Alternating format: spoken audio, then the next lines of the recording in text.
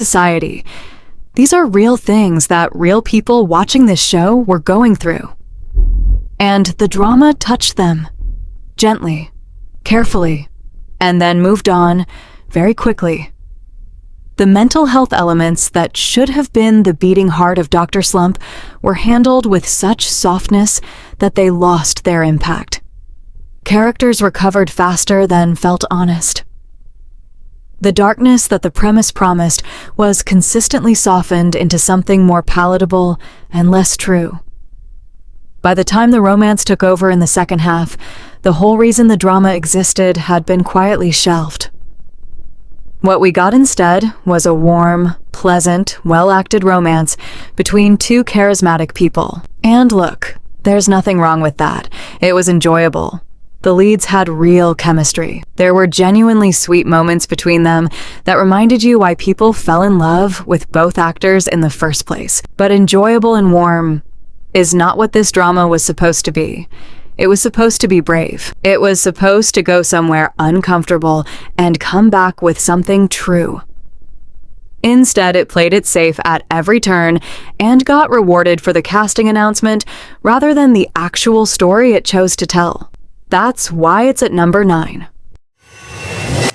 Gong Yu in space. That sentence alone was enough to break the internet when the announcement dropped, and I understand it completely. Gong Yu is one of those performers whose presence alone elevates any project he touches. He's proven that repeatedly throughout his career. When he shows up, you show up. That's just the deal.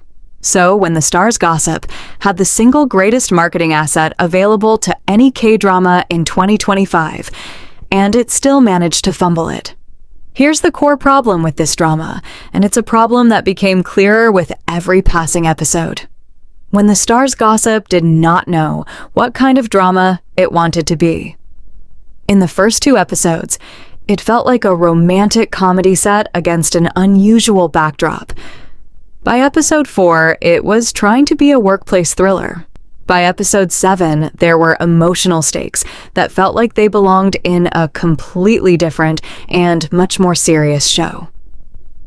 And the comedy beats kept appearing at moments that completely destroyed whatever tension had been built. Tone consistency is not a small thing. It's not a minor complaint from picky viewers. When a drama cannot decide what emotional register it's operating in, you, as the audience, cannot invest properly. You're constantly recalibrating. Is this funny? Is this serious? Should I be worried?